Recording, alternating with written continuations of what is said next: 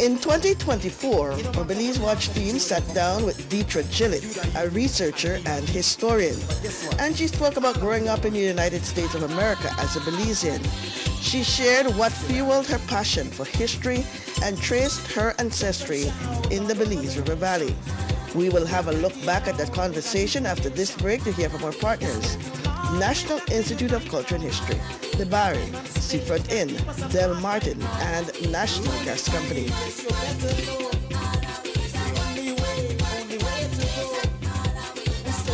Belize's food heritage is more than what's on our plates. It's the stories, skills, and traditions passed down through generations. But today, those traditions are at risk. That's why the Belize Food Heritage Project is training over 150 community participants, documenting 80 traditional foodways, and sharing the rich flavors of our culture. Join us in celebrating Belize's living heritage, one recipe, one story, one community at a time. Supported by Mitch and the UNESCO ICH Fund. Debari is your one-stop store of choice. We have an array of electronics and accessories to keep you connected. Your home will be the envy of your friends when you choose from a wide variety of household appliances. We can help you dress the entire family in style and comfort with our selection of clothing and footwear. Visit our store on Albert Street in Belize City, San Pedro, La Isla Bonita, Park Street in Orange Walk Town, Belmopan, and San Ignacio, Santa Elena. Debari, get more, pay less. Seafront Inn welcomes you to Punta Gorda, overlooking the beautiful Caribbean Sea. Seafront Inn offers visitors a relaxing blend of comfort and local charm. Our rooms are spacious and fully air-conditioned, with several amenities including refrigerator, microwave, TV, and more. Clive's Restaurant is located on the 3rd floor and offers a wide variety of delicious food. We can also host your special events. So when you need to get away for business or pleasure, enjoy the atmosphere at Seafront Inn, offering the best of Southern hospitality.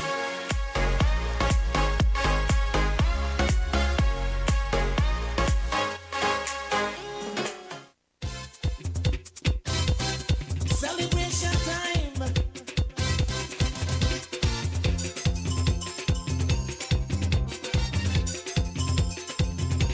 It don't matter what part of the jewelry come from. You da you and me da me. But guess what? All are we the one. See what I mean? Jump and shout all over the nation. We're breaking out with a new creation. We're in the beautiful village of Boral Boom. And Boral Boom really means a whole lot to me because my ancestors are from the village of Boral Boom. And we are located right now on the property of my cousin Brad Patico, right? And with me is another cousin, Deetra Gillett. And Deetra lives in the United States of America. She's visiting Belize, and it's good to have you here, Deetra. It's been a long time since you've been to Belize, right? How long has it been since you've been to Belize? Since before COVID, about 5 years. About 5 years. Too long. Too long, yeah. What do you miss most about Belize, Deetra? The people, the culture, the food. That this is our ancestral lands. I feel a connection to Belize, a spiritual connection as well to Belize. Okay. Yes. Well, let's get to know you. Let's get to know who is Deetra Gillett, because you are a historian. You have traced the family roots.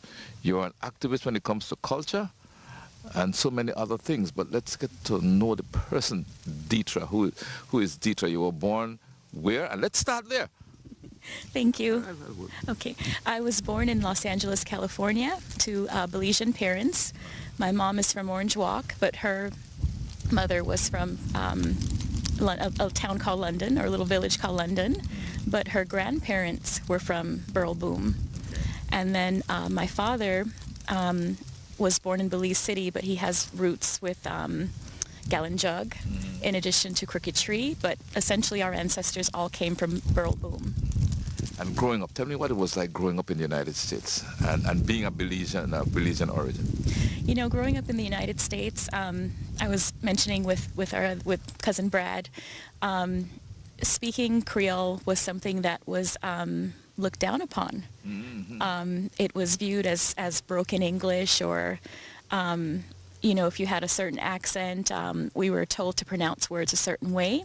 So there came somewhat of a stigma of being a Belizean. And then, of course, not looking like everyone. People try to categorize you, and most people did not know what Belize was.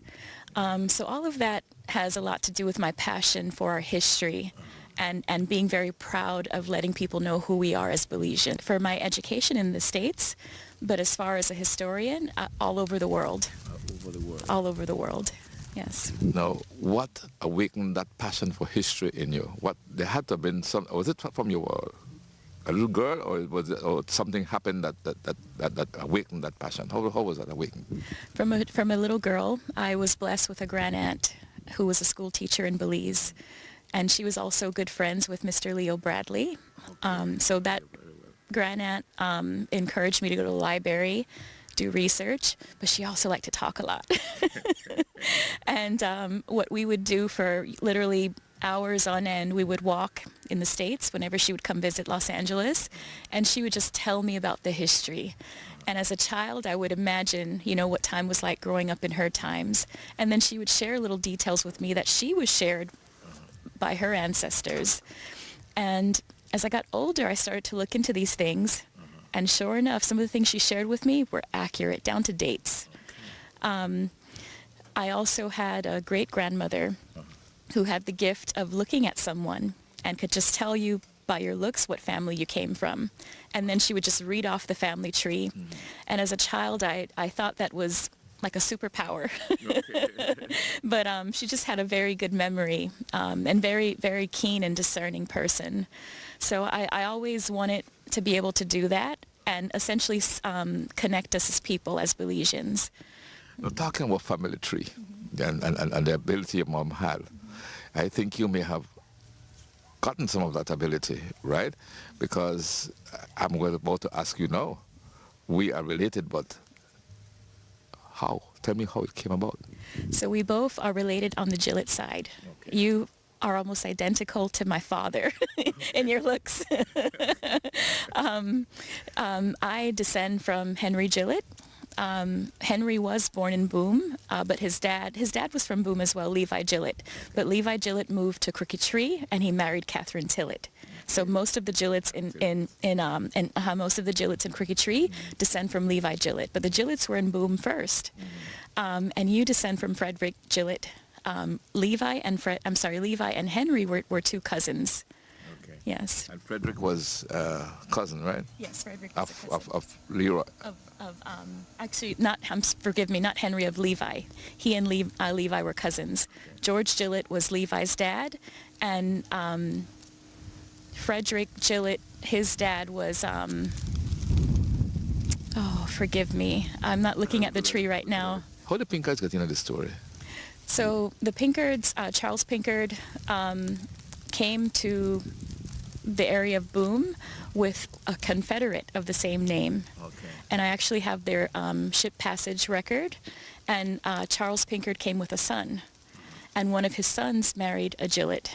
Okay. So the Pinkards are also related to the Gilletts as well. Yes, yes. And the Pinkards, their ancestry is Cherokee, Native American. Native American, Because I can recall my grandmother, Margaret Gillett, the daughter of Frederick Gillett, with her cheekbones were Native American type cheekbones. I always recall that.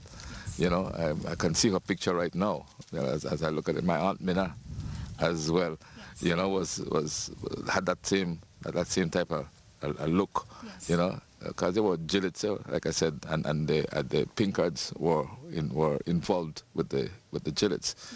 So it's good to be sitting here and discussing the family line. Yes. Right? Yes. I thoroughly enjoy this. I love these connections. Yes.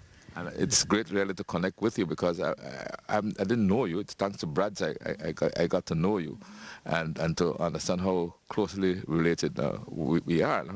Because Brad's and I grew up together as young boys, and throughout my whole life, most of my life, we have been in touch with each other, you know, in one fashion or form. Because it's cousin Brad's, you know, and he also descends on the Gillets, right? Yes. Let's trace him for us. So Brad's mother, Miss Zelda, was a Gillett. Right. She's a double Gillett. Her dad was Robert Gillett, and her mom was Mary Gillett. And Robert, I believe, was the son of Frederick Gillett as well. Right? Yes. So Robert was Frederick's son, which means he was a brother to my grandmother, right? So Brad's grandfather and my grandmother were brothers and sisters. Correct. I got it correct, right? You know, it feels so nice to be sitting here and tracing the family tree, sitting in Brad's yard. You know, his pool at the background there, you know, and talking with you, getting to know you and so on. So you became interested in all this history and what have you done with all this wealth of information? You know, I will be doing this for the rest of my life. Yes. But what I've done with it was just for my own, it started with my own personal interest. And then I began to share it with other people so that they can see our connections and also ancestral roots to Belize. We've been here for a long time. Yes. And before Belize, we were on the Mosquito Shore. That Gillett name came from the Mosquito Shore. You see? Yep. Richard Gillett left the Mosquito Shore in 1787 with the Mosquito Shore evacuees. Okay. And he was from an area called Rosetta, which is now Rosita of Nicaragua. And he was a colored person, which is contrary to what we've been told about our Gillett ancestors. You know, we were told Scottish, Irish, but That's what we were told. yep, he was someone of color. And someone of color in those old records is not black and white. It could have meant that they had indigenous Mosquito ancestry as well. And I did my DNA test. I'm just tracing all of my ancestry. Mom and dad's my mom. Did you find that DNA test? Now let me make it close. So 9% Mosquito in our ancestry, of course Scottish. 5 different African, West African nations. Oh, yeah? Yes, 5 different West African nations. Do you know what nations are these? Benin, Cameroon, Nigeria, which would be Igbo, Ghana, and Angola. Ghana would be Ashanti, right? Yes. You know. Yes. Okay. Yes. But it's amazing, you know, that sometimes your ancestry calls you, because I think my grandfather Elliot, who married into the Gillett clan, is a pure-blooded descendant of Africans, right? And there was this time I was in Germany, I think it was, right, on a train, and I saw a African lady sitting down, and I felt an immense attraction to go and talk to her. So I had to go and talk to her, and I said, you know, by chance are you an Ashanti person? She said yes, and she told her to tell me the whole history of the Ashanti tribe, and I said, wow. I said my grandfather was that, and there's this attraction to, you know, that I suddenly felt. Maybe she was a distant relative, who knows? Yes. You know? Wow. You know? Yes. Or would have been, you know, Yes. if things were different. The Yes. history was a bit different. Yes. But let's go back to you, right? So you traced the Gillets all the way from the Mosquito Coast, coming down into Belize. Yes. Who came down into Belize and what? You know, that's the first time I'm hearing that the Gillets might have come from the Mosquito Coast. Yes. Right? Also the Cadles. I'm related to the Cadles. Yes. And the Cadles as well came from the Mosquito Shore. And the matriarch was Lydia Tenaston Cadle. Lydia Tenaston married Edward Cadle. Lydia's family was from Corn Island, off the Mosquito Shore. And they then moved to Black River Settlement before they were evacuated to the Belize Settlement. And Lydia Cadle, she had a son named Edward Jr. Edward Jr., Lydia had passed away when he was 15, and he went to go live with one of the Usher family. But then he came back to Boom area and settled where he had his children, which essentially all of the Cadles in Belize descend from his children. So expand a little bit on me, for me on the relationship with the Cadles, because Just expand on that for a minute. Yeah, so the Cadles, he had a daughter, Helena. He had a daughter, Lydia Cadle, who essentially is the great-grandmother of George Cadle Price. He had a son named John Cadle, who I descend from. John Cadle moved to Mullins River area for farming, and he married someone from Freetown, Cebu, and they settled in Mullins River. Her name was Jane Gordon, Okay. and I descend from them. That would explain some of the names that we are hearing. Jane, Lydia, Yes. you know, George Cadle. Yes. Yes. That would explain some of that. Yes. So the Gillets and the Cadles are related. That's what you're telling me. Yep, Gillett and Cadle's related. Matter of fact, in our early records, 1816, they're in the same household, the Gillett and the Cadles, listed in the same household. Okay. Yes. Wow, this is fantastic. So here we are learning that we are related to the Cadles and even to the father of the nation, the George Cadle Price. Yes, correct, Right. correct. You know, And then so- you have the Byrne family, who's also related to Lydia Cadle, the daughter of Edward Cadle. She married a Byrne. And then their daughter married Price. And that's how the Price name That's how came the Price name came in. That so Mr. Price, the Price that was a British person, right? Was he? I believe he was from Wales. They're related to a Welsh family. Yeah. Yes, and extended family who was in the services. They also have family in Nova Scotia area as well. And George Price's elder sister, Miss Minna Price, lived here in Borough Boom, right? Throughout all her life, she was well known in Borough Boom. Talk to me about Miss Minna and the rest of the Price family and their connection with Borough Boom, because I can remember my mother telling me that she and Miss Minna Price were cousins, and Miss Minna was George Price's elder sister, half sister, I think it was. Yes. Talk to me about that sort of thing, because I'm learning too. Yes. So I didn't really know Miss Minna that well, other than meeting her a few times, met but her. she was a disciplinarian. Yes, I met her when I was a young boy. Yes, a disciplinarian. I just remember her being so nicely dressed. She was older when I met her. I don't have much information on her, unfortunately, but we're all related on the Cadle side to her, Okay. to Miss Minna. She's someone that in my grandparents' generation they would mention her a lot.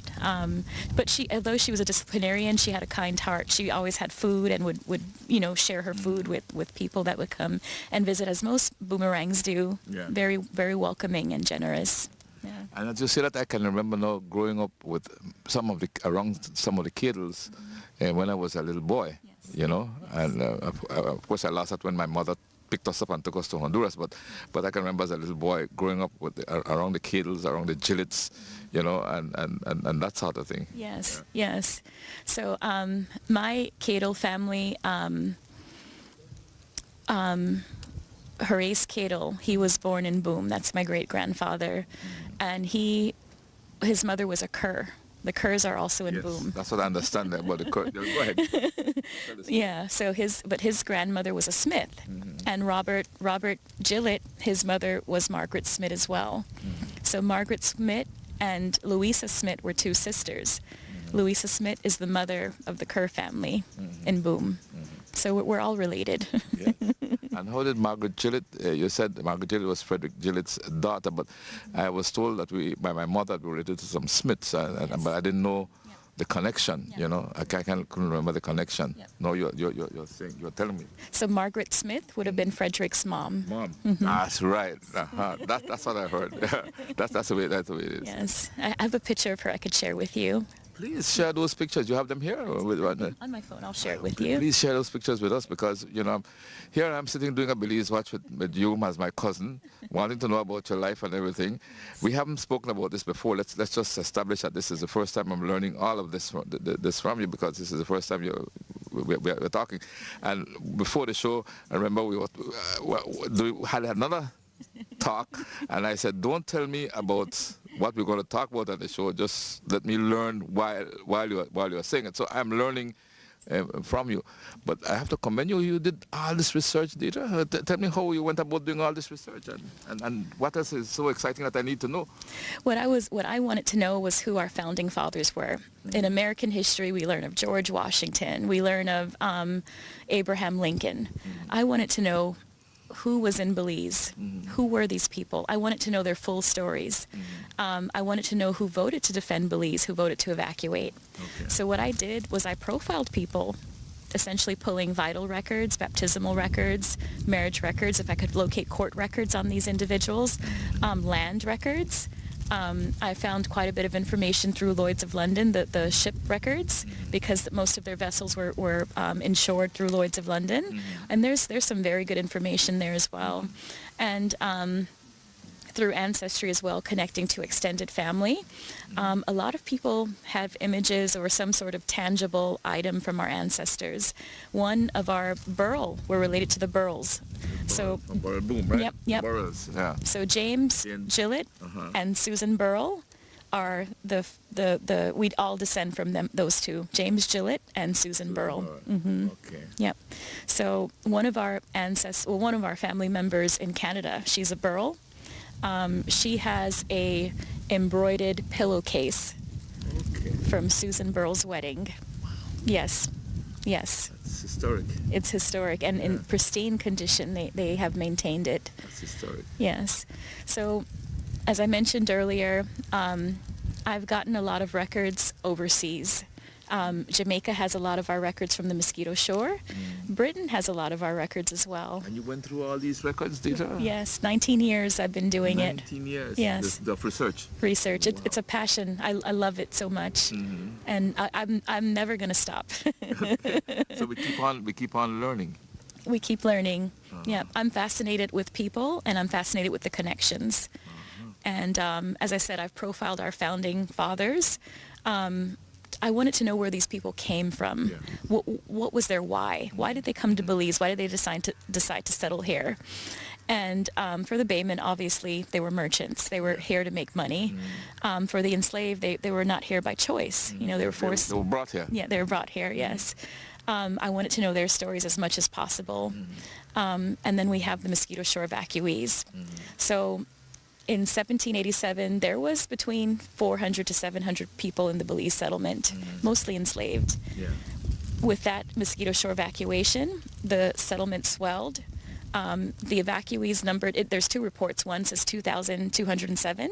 The other report says 2,214. So what was the cause of that evacuation? the Treaty of London.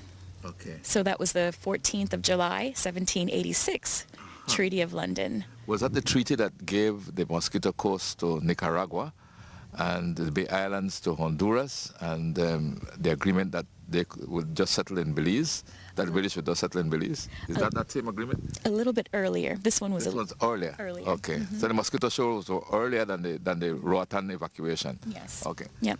So this one was essentially the Baymen getting more territory to harvest wood, but they agreed to evacuate their English settlements on the Mosquito Shore. Yeah. Yes. But leading up to the Battle of St. George's Key, there was the Anglo-Spanish War going on. A lot of the Baymen wanted to go back to the Mosquito Shore. Yes. Because they were, mind you, in 1779, all of the Baymen, except the ones that were able to flee, they were imprisoned. The Spanish had captured them, Yes. sent them to Bacalao, Merida, then to Cuba. They were in prison for 3 years. Oh, yeah. And then they came back. And then they came back. And our ancestors were amongst them, Deidre? Some of our ancestors were related to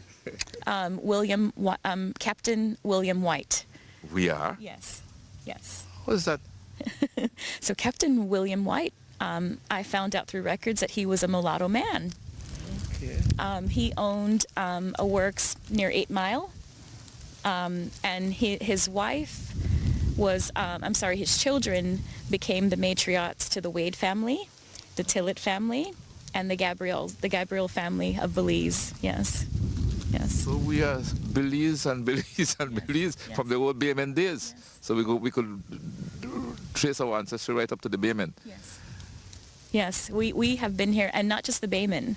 We're related to the enslaved. We're related to the indigenous people As well. As well. Okay, let's look at these other groups, the enslaved. How are we related to the enslaved? I know on my grandfather's part, no, the gentleman, Reverend James Alexander Christopher Elliott, that married Margaret Gillett, my grandfather, he definitely is a descendant of slaves, and that I know. Yes. But how are we related to the enslaved on the Gillett side, and how are we related to the indigenous, the Maya, as well? Let's understand that. Okay, so on the Gillett side, it was through marriage. Richard Gillett came with his Indian slaves to the Belize settlement, but these people were of color. So many of them may have been a generation or two out of slavery. Okay. And then here in Belize, we also had the loyalists from the American Revolutionary War, British loyalists. Yeah. George Rayburn was one. He's listed on the Flowers Bank Monument. So my enslaved side was George Rayburn's son, John Rayburn, married a Neil. And the Neils were prior enslaved. They were prior enslaved. Okay. Yep.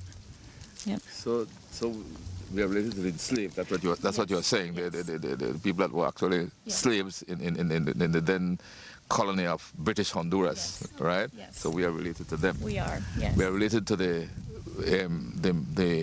people that evacuated from the Mosquito Shores, Yes. that came as part of that evacuation treaty and settled in Belize. So Yes. we are related to that. We are also related, you are telling me, to the Mayans now. Yes. How is that? Well, the earlier Baymen, many of them were men who came to the settlement, and many of them fathered children with some of the enslaved women, but some of them were also in close proximity to the Maya villages as they came further west. And not on the Gillett side, but on the Cadle side. On the Cadle side, we have Maya ancestry. Clandarinia is one of the names that I have in the tree for our Maya ancestor. Yeah. Oh, I'm amazed because we are talking about the U.S. native tribe that the Frederick Gillett wife, the Pinkards, came from. That was what tribe again? Remind me. Cherokee. So we're talking about the Cherokee connection. We're talking about a Mayan connection. We're talking about what was so-called Nicaraguan. We used to call it Waika, but the so-called Nicaraguan connection, Mosquito Coast connection. Yes. We're talking about African connection, right? We're talking about a British connection because of the Baymen and what have you. So we are connected really to everything that is Belize, apparently, that the original settling of Belize in some fashion or form. Yes. I wonder if he's supposed to be a Belizean. All this blood strange running through me, you know? You know what makes us unique? Yeah. Is that Creole culture was created right here in Belize. Because of all of that different influence, that's what created Creole culture. So we're a rich mix. If I guess if almost everyone would study their mix, their ancestry, we'll find out that there's so much commonality amongst us as a Belizean nation, right? Correct. And one can't look at their superficial appearance because we're Creole people is not what you look like, it's who we are and the mixture that we share. We will continue our look back at a 2024 conversation with historian Deetra Gillett. She spoke of the slaves in Belize and the foundation of Barraboon Village. We will have that for you after this break to hear from our partners. National Institute of Culture and History, the Mari, Seafront Inn, Del Martin, and National Gas Company.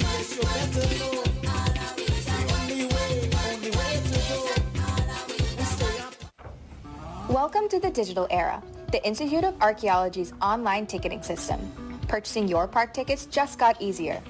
Here's how you can use our quick and easy online platform for your next adventure.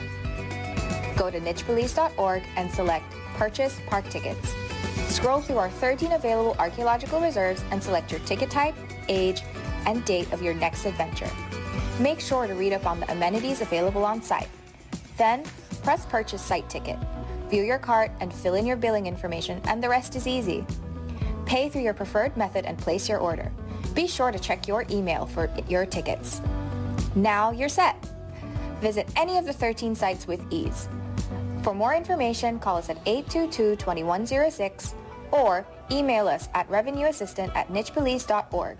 This message was brought to you by the Institute of Archaeology, Niche, preserving the past for the future. Debari is your one-stop store of choice. We have an array of electronics and accessories to keep you connected. Your home will be the envy of your friends when you choose from a wide variety of household appliances.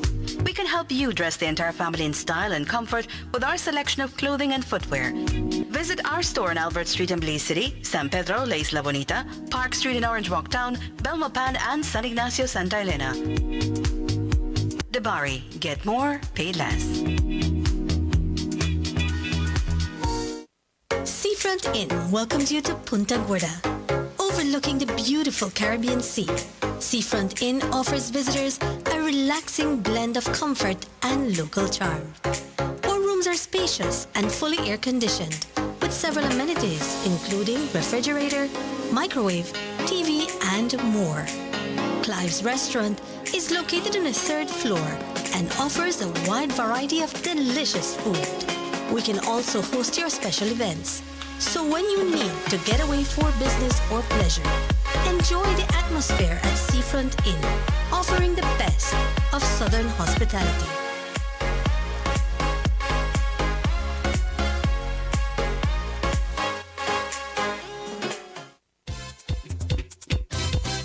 Celebration time.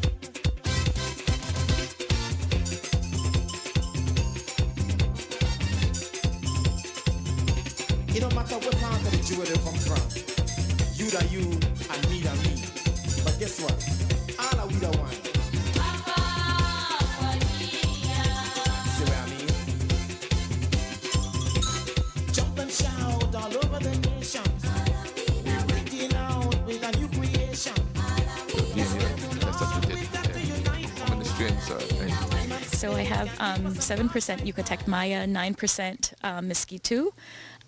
Scottish, I can't quote you the percentage. I'm not looking at it. Percentage of Scottish in Yes, it. definitely Scottish. I have Ibu, which is Nigerian, Cameroon, Angola, Ghana, and Ghana is the Ashanti. Ashanti, Benin. I have a small percentage of Iberian Peninsula, and I have a small percentage of Kalinago. Kalinago is Dominica? Dominica? Wow. Yes. Which I know where it comes from.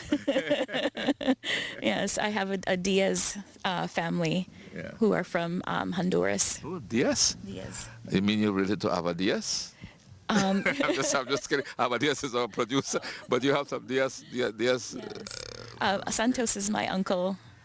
Santos Diaz is your uncle? Yes. Santos Diaz is Abba's uncle too. Really? So you see, we're discovering things. Abba is our producer, and here we are doing a show and discovering that you're related not only to me, but also to a producer. Wow. So Santos Diaz was your uncle? Yes. His sister, well, he's my grand-uncle because his sister was my great-grandmother, Francesca Diaz.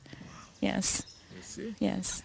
You are really an amazing person, Dietra, and I have to say I admire how seriously you have taken studying the family tree and talking about it. What is there that you haven't told me yet? I know you haven't told me everything yet. No, there's so much. You know, I always thought that we were connected to Britain, you know. Yes, I thought so too. But we have a strong connection to the American colonies. So Ephraim Trapp was the first Trapp. He was on the Mosquito Shore, and Ephraim Trapp is from an area called Edgartown. In Nicaragua? In the New England colonies. New England colonies, okay. So Edgartown is a part of Martha's Vineyard, and the Trapp is a still prominent name in Edgartown. There's a pond, there's an area named after the Trapps, and his mother was a Pease. There's a Pease Street in Edgartown as well. The Pease family, they're documented in that Salem witch trial history, yes. So that's a whole nother story on the Pease family. On the Pease family, whole nother story. Yeah. But Ephraim Trapp fathered 3 children on the Mosquito Shore with an enslaved woman named Clorinda. Okay. So he owned Clorinda in addition to her father and her brother. Her brother was Scotland, and the father name was Will. So when Ephraim was passing, he knew he was ill. In his will, he wanted them to be freed. Okay. And so once they were freed, he stipulated he wanted his children to be educated in London, which they were. What impresses me is Jane Trapp, his daughter. Jane Trapp, mother was enslaved. Her father was Ephraim Trapp. Jane Trapp became a well-known business person, mulatto woman in the Belize settlement in addition to the New England colonies. She was exporting wood from Belize, and she had a furniture business. Okay. You know, what else, her other connection is to Gales Point, Gales Point. Malantee. I heard about a connection with Gales Point. Yes. Yeah. Yeah, so matter of fact, she owned the north side of Lagoon and the south side of Lagoon at Gales Point and parts of the Shibun River. She passed in 1827 and left the land to her children. And her children were the ushers, who most Belizeans descend from. She also had slaves that she freed, and some of the slaves took her last name Trapp. Okay. Yes. Yes. When we talk about Gales Point, you know, my mind went to Runaway Creek, which was a refuge for slaves. The slaves that's why it's named Runaway Creek, because the slaves that would run away would go and hide in that area of Runaway Creek. You know the story of Runaway Creek? Yes. Give me that story. Yeah, so most of the rivers connect to these creeks, and Runaway Creek was actually how most of the enslaved were able to flee into the Gales Point area, Yes. in addition to Freetown Siboon area. So the enslaved or the prior enslaved, they knew the area very well. But they were able to hide because it's a peninsula. Yes. And so most of the baymen could only get there by sea. But they were able to hide for quite a while. They were discovered in 1816 by Colonel Arthurs. Okay. Their settlement was discovered. Yes. Yes. So I've been to the Runaway Creek area. Yes. Then there's also a flight of slaves run away all the way into Guatemala to San Benito area. You know about that too? I do, yes. I actually have the record from the archives in Seville of Guatemala. Of the slaves who settled in San Benito, Yes. Petén, Guatemala? Yes. Okay, let's hear that. With their then president was complaining that the enslaved from Belize was fleeing into Guatemala and marrying the Maya women. They were not happy about that. But what a lot of people don't know is that a lot of the Maya have African ancestry because of these slaves who fled into Mexico or into Guatemala. Or back then there was really no borders. Yeah, there wasn't war. There wasn't any borders. So if they fled into northern Belize, Corozal area, or Orange Walk area and married with the Maya women, you know, that's how a lot of the Maya have African ancestry. We're all family. We're family in Belize. So when you look at your fellow Belizean, you should be saying, "Hi, family, how you doing?" Yes. You know, Yeah. because we are all related in some fashion or form, right? Correct, yeah. We can all chase our ancestry. If we chase our ancestry, we find that it was just a few people who spread out and really we go up like a pyramid, Yes. you know? Yeah, literally a few thousand people in this country that have now made hundreds of thousands of people. Yes. Yeah, in addition to later migrations. Yes. Now, we talked about San Benito. We talked about the going to Guatemala. Let's come back to where we are right now in Boral Boom. Yeah. We are seated here in Boral Boom. Let's talk about the foundation of Boral Boom. What made Boral Boom what it is? Yes. Because well, you do tell us. So Mary Burrell is the first mention, a woman again. We had powerful women. Okay. Two women signed the first constitution, the Burn-Burries Code. 2 women signed that. The Barnaby Code was Yes. signed by 2 women, and who were these 2 women? Mary Will and another Mary. Her last name I can't recall offhand, but it was 2 Marys. Okay. And that Constitution was written before the Constitution of the United States of America. That's right. Yes. You know, I always tell people, I say we accepted democracy. Belize accepted a democratic form of government before the United States of America did. Yes. Right? Yes. So you are confirming what we have always been saying. But you go ahead. Yeah, in addition to women getting respect by being included Yeah. in major decisions. And Mary Burrell is another example. Mary Burrell was the one who owned the boom, which Burrell Boom is named after. The boom is really where the logs would be floating down the river, and they would have to be held up before being allowed to float down into the city, right? Into today's Belize city. So the Burrell family and then the boom. Correct. Yes. Better than I am, Yeah, and so the wood would be held up for the rainy season. And the rainy season was when the logwoods would be allowed to float down the river towards Belize City, then loaded up onto vessels where it was exported into a wholesale market, usually a wholesale market. In Burrell Boom, in the early days, the Burrell family we established is Burrell Boom is named after the Burrell family. Now, what were the other families that settled Burrell Boom? We spoke earlier about the Gillets and the Pinkards and so on, but there have been other connections, the Cadles, and just let's, for memory's sake, to refresh our memories, let's go over the families that settled in the Burrell Boom area and are all interrelated. Yes. So before Burrell Boom, there was a town called Convention Town, which is not too far up the river. That was where some of the evacuees had settled along the river in Convention Town. But in September, so most of the evacuees arrived between March and July of 1787. In September, on the 4th, they had a hurricane in the settlement, which wiped out every home but one. What year was that hurricane that you're talking about? 1787. 1787. Yes. And that wiped out Convention Town. Wiped out Convention Town. Every home in the Belize settlement, even Belize City, what we know today as Belize City, wiped out. Only one house was remaining is what the report said. In the settlement? Yes. And whose house was that, may I ask? Do you remember? No. I unfortunately don't know. There's various newspaper reports that reported on the hurricane, and they all said one house, but I didn't see a name. Okay, and the survivors now from Convention Town and the other areas that were destroyed, how did they thrive? Yep, so thankfully, Superintendent Despard, Edward Marcus Despard. Yes. He prepped for these evacuees. He had extra food that was stored for the evacuees. Many people lost their vessels. So he immediately called for assistance from Jamaica for the settlement. But thankfully people had sustenance and food to eat after this hurricane. He prepped for a few months for emergency. And the people who were already in the settlement of Belize were able to benefit from that sustenance as well.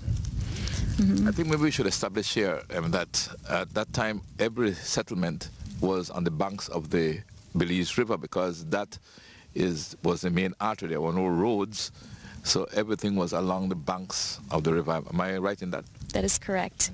These rivers were also the burial grounds of our ancestors.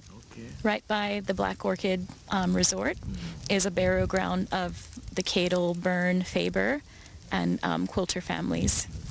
I mean, we're related to the Fabers as well, the Fabers. You call them Yes. Fabers? Are we related to them as well? Yes, through the Cadle side. Cadle? Uh-huh. This is a whole melting pot of... this country is a whole melting pot, you know. Now, going up through history now, Burrell Boom, the settlement, the destruction by the hurricane, I think it was in the 1700s that the famous Battle of St. George's Key took place, that we celebrate up until today.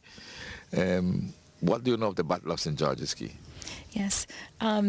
So leading up to the Battle of St. George's Key, there was, of course, an Anglo War going on, which made the settlement even more vulnerable to a Spanish attack. So it was an Anglo-Spanish war. Yes. Going on in Europe. In Europe, around the world. Around the world. And Spain and France became allies in this war. So it was Spanish, French, and the British.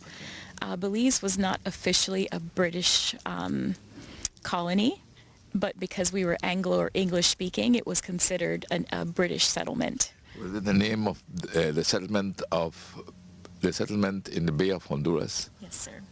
Settlement. I think they call it settlement of Belize in the Bay of Honduras, something like that. Correct. Yeah. Correct. Yeah, we were always in if historical records, it's the Bay of Honduras, which is Belize. British Honduras when Yes. we became Yes. part of the British colony. But anyway, go ahead. Yes. So with that war going on, and mind you, this was not the first time the Spanish had attacked. As I mentioned earlier, in 1779, the Spanish had imprisoned many of the Baymen. Havana, no? They took them to Havana, Cuba. Cuba. Yep, they were released. They came back to the Belize settlement, rebuilt. So many of the Baymen leading up to the Battle of St. George's Key, they voted to evacuate because of what they went through. It was the Flowers Bank crowd that changed Yes. that vote by I think the 11 people from the Mosquito Shores. Yes. Yes. Are the ones that changed that vote. Yes, yes. So the ones who voted to defend the settlement of Belize is interesting. Of course, Marshall Bennett. He had a financial interest within Belize, and even he owned land in Guatemala as well. He also had ties to the McGregor scheme or the Poyas settlement in the Mosquito Shore. Okay. Meaning he broke up that settlement, and those Scottish people who were there, he encouraged to come to Belize, and many of them settled within the Toledo area from way back then. Battle of St. George's Key, though, we have the Mosquito Shore evacuees. We have the American Revolutionary War refugees because they sided with the British during that war. Okay. Yabra is one. George Rayburn, a gentleman named White. There was a good number of them who came to Belize, and these people, they were kicked out of America. Their properties were seized, and they were sent to Jamaica first. Then they were sent to the Mosquito Shore, where they thought they would be settling for life. But then the evacuation came in 1787, and they had to come to Belize. They had nowhere to go. Mosquito Shore evacuees, they had nowhere else to go. And that's why the Flowers, etc., that came from the Mosquito Shores said, let's stay and defend in the face of the Spanish invasion, because they had just come here. And they didn't like the prospect of going back. Is that true, what I'm saying? And that's what I'm picking up from you. Well, the Flowers family is an even more to that story. They were prior enslaved. Just a few years prior, 1786, a man by the name of O'Brien had tried to re-enslave them. Okay. And they defied this man by breaking into homes, stealing food, stealing guns, and they fled into the bushes. Laurie, Superintendent Laurie was their ally, and he encouraged them to come out and return the items. But he also wrote a letter to Whitehall, which was in England, declaring them free now and forevermore. And that's what where the term free colored came from, right? Free coloreds would be not necessarily white and black or African, but colored could also, in those days, it also meant someone who may have had indigenous ancestry. Colored evolved into the word Creole. So how the word Creole come out? And the color evolved into Creole. Let's see the connection. Yeah, so I see it around emancipation. When that word from colored is changed to Creole within our history. The British start using that word Creole to describe people of mixed ancestry, not necessarily white and black or European and African, but also people who had indigenous ancestry. So everybody of indigenous ancestry, white, black, Maya, etc., once you have that indigenous ancestry, you are considered a Creole, African, Yeah, it's not one formula, but people of mixed ancestry. So not necessarily a mulatto who would be like a mother is one nationality, father is one, but these people who have generations of mixed ancestry, that's who we are. So we're a real Creole, not so? Yes. We got a lot of ancestry, a lot of mix. Yes. Our culture was created in Belize. It's not just our bloodline, it's the language that was created. A lot of our words in Creole come from the Mosquito Shore. words used in the river valley like Pitpan and Dory and Wishwili, Walla. Those are all Mosquito words. Okay. Yes. Yes. No, Battle of St. George's Key now. What do you know of the Battle of St. George's Key? Because you know there's always controversy around the Battle of St. George's Key. What happened there? So it wasn't a battle as we would read about with an American Civil War. This battle was unique in that before the battle, before everyone voted to stay or defend the settlement, in January of 1797, a superintendent was sent from Jamaica by the name of Barrow. And he ordered for the men of the settlement to prep to defend, or to prep for war, essentially. And so they formed militias in different villages. And our ancestor, Richard Gillett, is listed within the militia as well. And he also ordered the enslaved to be a part of the militia. So they were armed and trained to fight with weapons as well. Yeah, shoulder to shoulder, no? That's where the slogan comes from, shoulder to shoulder. Yes, yes. Many people will dispute this and say that they were forced to do so. But a lot of the baymen were upset that their laborers will be taken away from producing money for them and bearing arms. They were not pleased about that. Yeah. And also, as a result of defending the settlement, many of them were granted their freedom. Yeah. So what I know from Spanish reports, which are available in Seville, the archives in Seville, in addition to British reports, there's many newspaper articles as well, is that the enslaved were in dories that were armed, and they were able to get close to some of these Spanish vessels. Mind you, one of the Spanish vessels was captained by an Irishman. Okay. I think part of why the Spanish wasn't successful was they didn't know the terrain. They were also involved in war around the world, so they had to enlist people who were not Spanish, such as the Irishmen. And then you also have the element of them getting sick on these vessels. Yellow fever was what got all of them sick, most of them. Yes. So our people knew the channels, off the keys, which can be detrimental to a vessel, a larger vessel. In a smaller dory, they were able to get closer to these vessels and fire shots. And we do know that in those smaller vessels, it was the enslaved in those dories. Yeah. But is it true that what they said, no one died at the Battle of St. George's Key? No, as far as from our side, no. But on the Spanish died. side, yes, the Spanish side. But the Spanish lost because of yellow fever and vessels running aground and that sort of thing. That's why they lost a lot of people there. Yeah.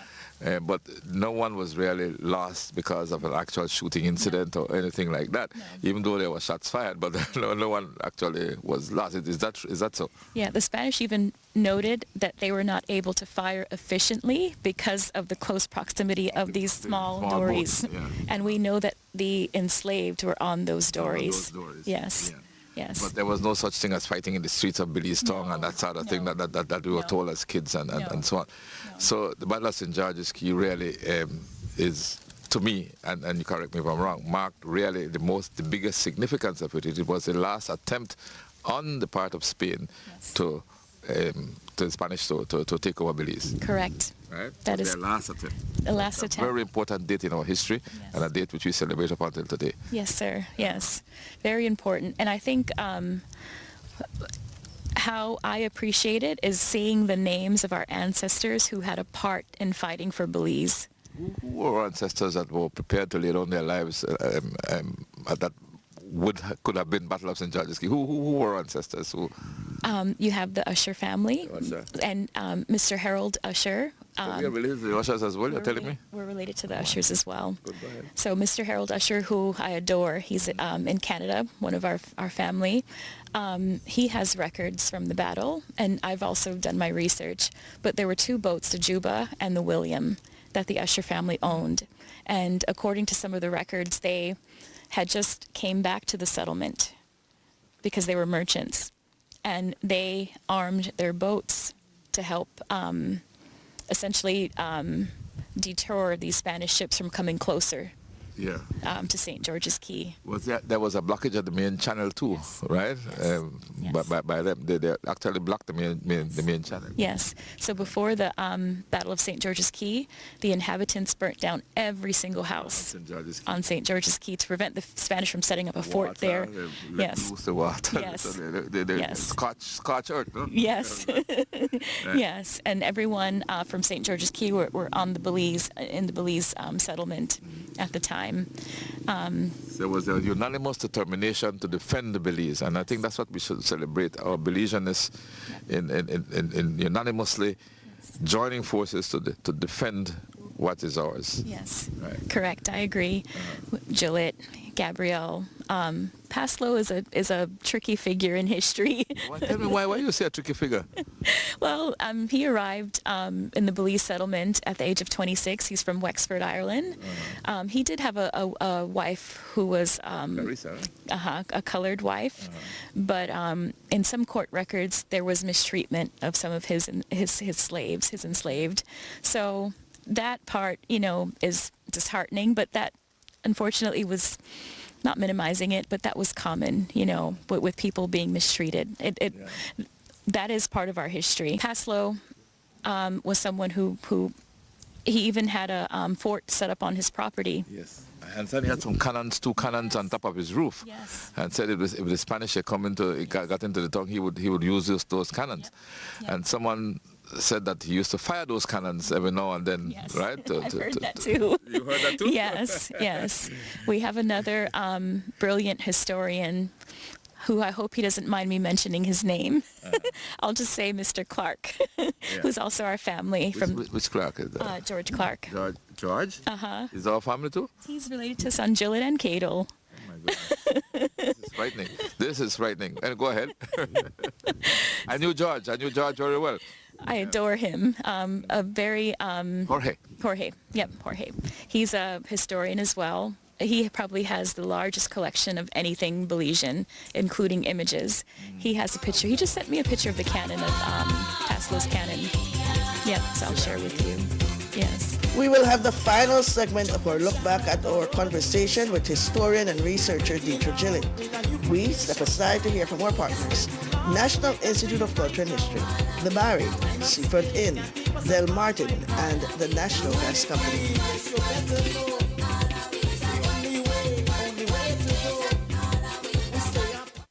Are you up for an adventure? Want to go explore the world of the ancient Maya? Let's visit one of the archaeological sites. Don't have any cash? Well, guess what? The Institute of Archaeology niche has made payment options more convenient. We are now accepting DigiWallet payments at 13 of our archaeological reserves. Here's how to do it. Select the bill pay option within the DigiWallet app. Then select government entities. Click on niche and enter the site name, fee type, cost of ticket, and click Pay Bill. After a successful transaction, show your digital receipt to the ticketing clerk and this process is complete. And don't worry, Digi now has cellular service on a number of our sites. Yes, it's that easy. Download and register for DigiWallet from your Google Play Store or Apple App Store today. Pay your park fees with ease and enjoy an unforgettable experience at these incredible archaeological reserves. This message was brought to you by the Institute of Archaeology Niche, preserving the past for the future. Debari is your one-stop store of choice. We have an array of electronics and accessories to keep you connected. Your home will be the envy of your friends when you choose from a wide variety of household appliances. We can help you dress the entire family in style and comfort with our selection of clothing and footwear. Visit our store on Albert Street in Belize City, San Pedro, La Isla Bonita, Park Street in Orange Walk Town, Belmopan, and San Ignacio, Santa Elena. Debari, get more, pay less. Seafront Inn welcomes you to Punta Gorda. Overlooking the beautiful Caribbean Sea, Seafront Inn offers visitors a relaxing blend of comfort and local charm. Our rooms are spacious and fully air-conditioned, with several amenities including refrigerator, microwave, TV, and more. Clive's Restaurant is located on the 3rd floor and offers a wide variety of delicious food. We can also host your special events. So when you need to get away for business or pleasure, enjoy the atmosphere at Seafront Inn, offering the best of Southern hospitality.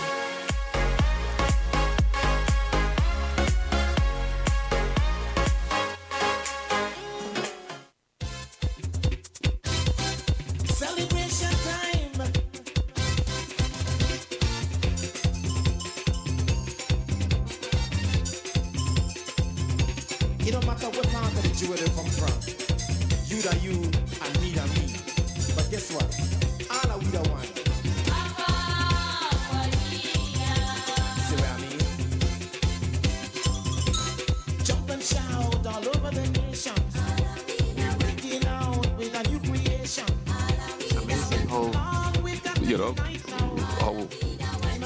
how much we are an integral part of what is Belize, what is Belize today, and the nation that we're able to be a part, that our family basically was able to be a part of the establishment of the country, a part of the defense of the country, the preparations to defend the country, and a great part of the movement to get it.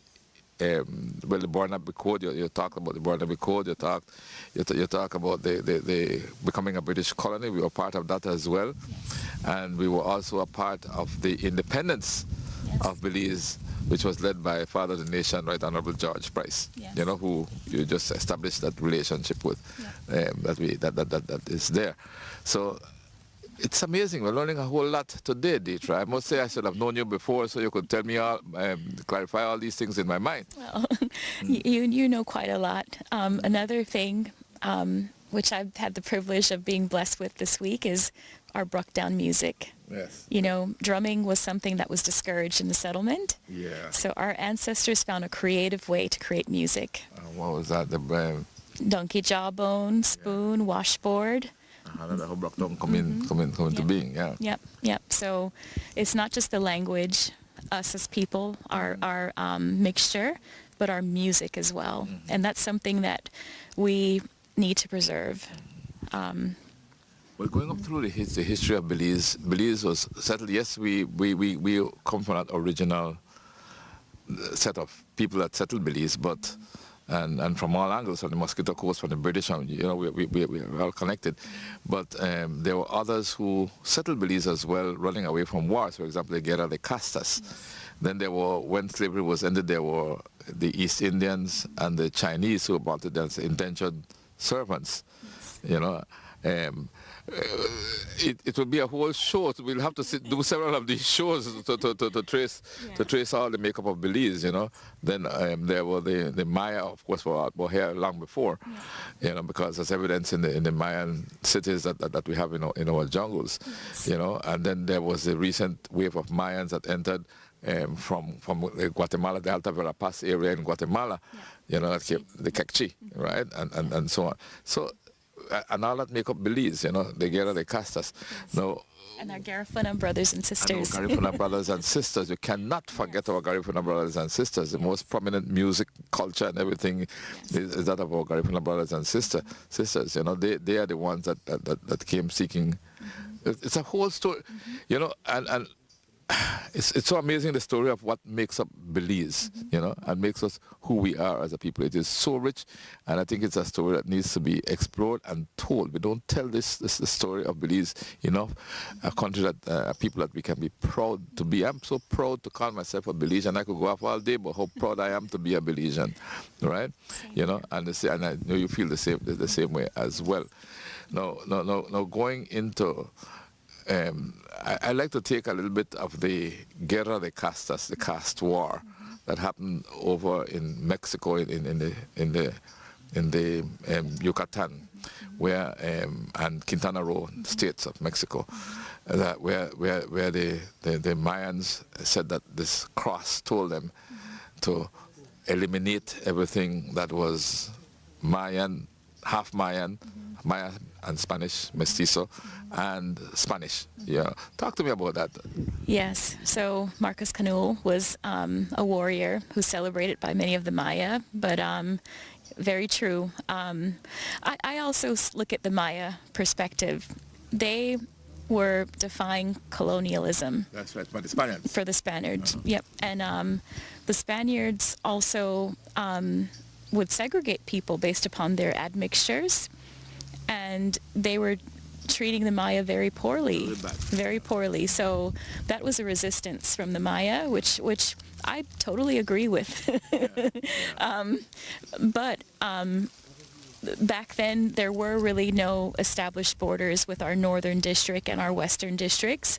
So as people moved further west and north, they interacted with the Maya. But then when these, I don't want to call them refugees, came from the Yucatan Peninsula, the Escalante families one. We mentioned Villa... George Price Escalante? Yes, yes. That's an interesting story there. Yeah. His granduncle was, one of his granduncle was murdered by Marcus Canul. Oh, yeah? Yes, shot and killed. How did the Escalantes get into the mix? Escalante... You mentioned that, since you mentioned the name. Yeah, they were in the logwood business. And then most of the mestizos, though, that came, remember Belize was not a plantation society.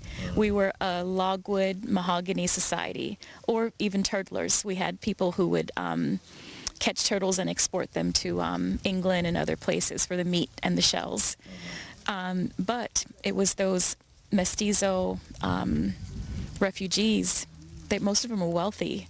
They brought sugarcane to Belize in the northern districts, Orange Walk and Corozal, and set up mills and created job opportunities. They brought a lot of wealth to the Belize settlement. Yep, yep. And knowing the caste war, a lot of them fled and sought refuge in Belize, right? Correct. You know, and the British, correct me if I'm wrong, but I understand that the British supported them coming into Belize, right?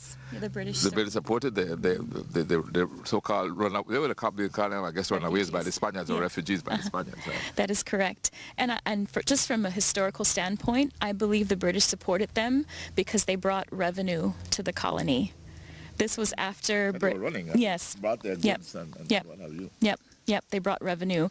The logwood and mahogany trade was not as popular as it was before.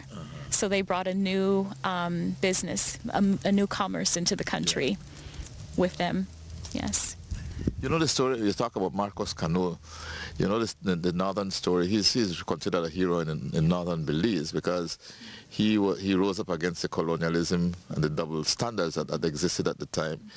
And actually led an invasion of what is today's Orange Walk town. It can be viewed from both standpoints because people lost their lives in that war. Yes. And some of them are our ancestors. Our ancestors, yeah. Yes.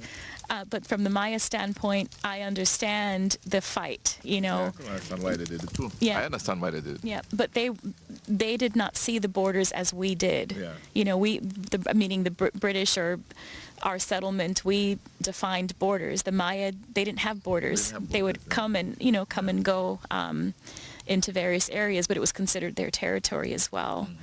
And because of that caste war, we also have a lot of the West Indian Regiment.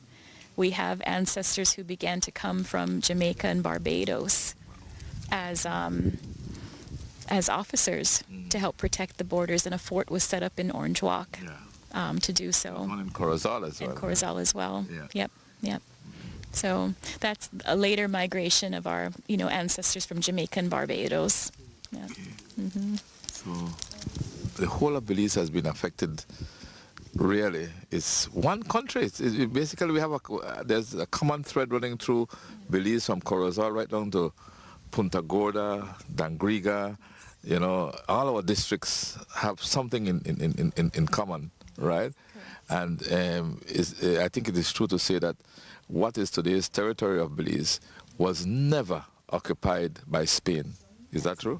That is correct. In their own reports, Spanish reports, they documented that Belize was nothing but a swampland infested with snakes. And they didn't want it. And they didn't want it. Right. So it was the labor of our ancestors who chopped down trees, cleared pathways, maintained the land, as to why we are able, and the world is able to enjoy Belize today. Yes. That was our ancestors doing. So Spain really has no claim over today's Belize because they didn't want it, right? No. And the attempts that they made to colonize it were futile attempts because they were repelled at all times. There was a fort around Spanish Creek, and then there was an invasion of the Spanish through Guatemala, through the Belize Macal River. They got in the Macal River, went into the Belize River, came down and were repelled in the Spanish Creek area because settlers in Belize tongue paddled furiously down to help and hold at the fort that was in the Spanish Creek, the whole area in Belize Rural Central, in the Belize River Valley, Belize River Valley. You know about that?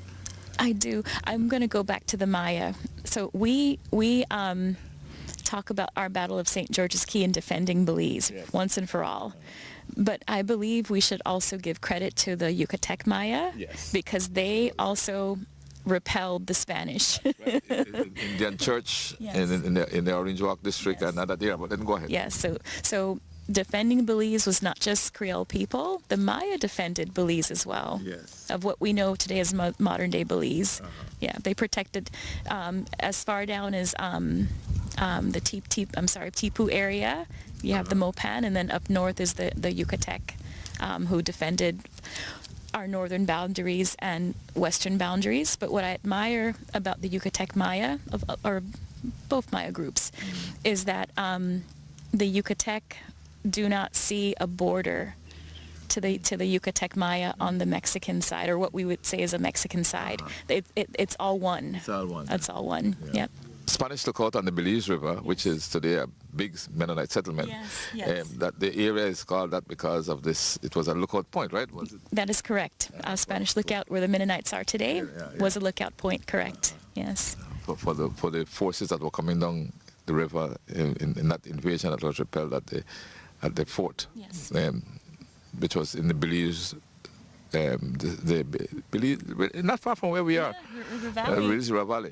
Yes. Spanish Lookout area was also owned by the Byrne family, a prominent Creole family, well-respected Creole family, before it was sold to the Mennonites. Right. Yes.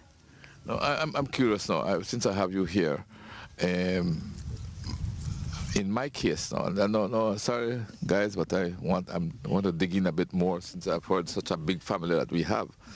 You know, I am Villanueva, right, as you know.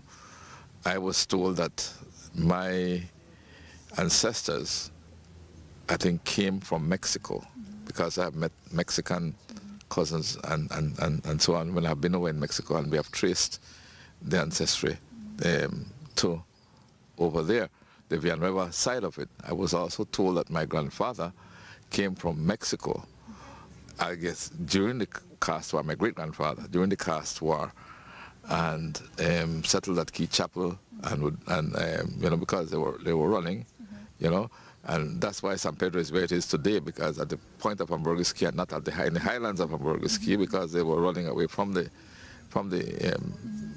Mayans who were persecuting them. And so my grandfather Villanueva, who was mestizo, settled in Key Chapel, and then had my grandfather with a Creole lady foreman, from what I understand. And then they went, my grandfather was given up in adoption to the Miller family in Placencia, and then he was taken to Placencia, and when he wanted to get married, he checked the records. This is what I'm told, right? He checked the records and found out that he was not Maurice Miller, but Maurice Villanueva. Wow. Right? And one of his brothers was living in Belize City, Carlos Villanueva, and then there was a sister as well. So he found that all this out when he was about to get married. So he married into the Elis of Placencia, which is a whole nother story again, right? Yes. The Elis. Anyway, it sounds like I'm doing the show. You're related on the foreman side again. You see, and so I'm related to the foreman as well. Man, this is I didn't want to continue because this is so much of a, we're all so related. Yes. Yes. And so that's on my father's side. Wow. Right? Yeah. They married into the Elis, who were originally from the same area here. Right, John Ely was from the same River Valley. Yes. Went to Placencia with his brother Abner Westby, and there again I think the foreman mixed with the foremans again, and there my grandmother and my father came from. So that's another connection I have, major connection I have to with Belize. Yes. Wow. Amazing.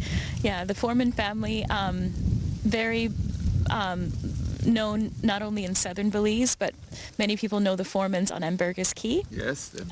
That's my family as well. Yes, sir. Yep. So related Yep. to Yep. How related to the Foremans again, to the Gillets and the Foremans? How would that be related? So the Foremans would be a different, not related to the Gillets. The Foremans on my mother's side. My great-grandmother was a foreman from Ambergris Key, but her father had a cacao plantation on Ambergris Key called Little Star. And his father was William Foreman, who owned the Channel 5 building on Regent Street, 17 Regent Street. Oh, he's the one, and the quarters there was slave quarters. The one, the lower flat of that, right? Was the brick side part of that building. Right? There's so much oral history that says that. But I've spoken to other historians, and even our well-respected Sir Lawrence confirmed that it was, and he spoke directly to a descendant of an older descendant of William Foreman. I've spoken to my great-grandparents and my great-granddaunts who also confirmed this, that it was a driver who was prior enslaved, but William Foreman's driver lived in the basement. And the rings that we see are ship mooring rings because Regent Street used to be the seafront at one point. Yeah. When you say Lawrence, which Lawrence are you referring to? Sir Lawrence Vernon. Sir Lawrence Vernon. That's my first cousin. We are first cousins. Lawrence and I are first cousins, 2 sister children. Wow. Right? Yeah, someone I highly admire and look up to for his research. Okay. Yes. Also my cousin. Rest my case. Discovering so many things here on the show, So Larry is my aunt Anna's son, right? My mother's sister. My mother is the youngest of the sisters, right? Small world. It's a very, very small world. And my mother and my father and my aunt, and they're all buried here in Burrell Boom. Wow. Right? Wow. Yeah, I feel. Yeah, Boom, Brad Patico sings a song about Burl Boom, and every time he sings it, it brings me to tears. Yes. This is a rich history for us, right? No. Going back, we did the Placencia side where my father was Villanueva and Ile, right? Yes. Mix. Then I will go now to. And I want to ask you your input on this now. On my mother's side now, we established that we came from the Gillets, right? And Keedles and all those people, all those names you mentioned, right? Now, the Elliots, what do you know about the Elliots? Because my grandfather was Reverend James A. Elliott. And I will only say this, that as we are talking here, that as far as I know, he was the first local ordained Methodist minister, of black origin, because he was a dark, handsome black African descendant, right? And so he was the first ordained Methodist minister, and he was once principal of Wesley Boys School, and then he was sent to Honduras, and that's how our Honduran connection came in. But he met my grandmother, Margaret Gillett, here in Burrell Boom when he was a minister assigned by the Methodist Church to the Burrell Boom and in charge of the Burrell Boom School. Something like that I heard. So you what you know of that? What I just said? So I did know of your grandfather being one of the first ministers of color. Yeah. I know that his father was John and his mom was Priscilla. Yes. I profiled them, but Them. but I don't. For John, I can't confirm where he was born. I know he's buried at Lord Ridge, but I don't know where he was born. But definitely a connection to Belize. Yes. I think I was told, and again, since we are historians, 2 of us seem to like history. I was told that the Elliots came through Jamaica. They were obviously captured, I think might have been off the Ivory Coast, right, and brought to Jamaica, and then from Jamaica down into Belize. That's what I was told. It's highly likely, and that's something I can look further into. You research that would be nice, since you're the researcher. I can look further into for you. Yeah. But you really got me going, you know. Deidre, I have to say that I'm enjoying this conversation because it made me find out several things about my roots that I would not, that I couldn't have connected with. But to know that we are so related to each other. Yes. I'm always surprised to see how we're connected as people. Yeah. Yes. And I think if any person with Belizean ancestry were to talk, we would find out that we're related somehow, somewhere down the line. Yes. So it might be a good feeling to tell our young people that be careful when you quarrel with somebody. Be careful when you harm somebody, because that person you're quarreling with or that person that you're harming might very well be your own family. Exactly. If you go and trace it. So we have to learn to love and appreciate each other as Belizeans. That's the important thing. We're all Belizeans. And in my mind, we have to learn to love and appreciate each other, because the person that we hurt might be our very own family, right? And we are not aware because of the fact that we don't really trace these things like you are an expert in doing. Yes. Because you have certainly shed a lot of light on things that we did not know. Later, looking back at our discussion, I'm telling you, I'm totally enjoying this discussion. As a matter of fact, I don't even want it to end right now, but our producer is making signs at us, so telling me we have to think about winding down a little bit because of time. But I could continue talking with you all day because I'm learning so much from you. Let's just recap some of the surnames that we went over, who we are related to. We obviously have Gillett, but we're related to Cadle, we're related to Cod, we're related to Smith, we're related to Kerr, Pinkard,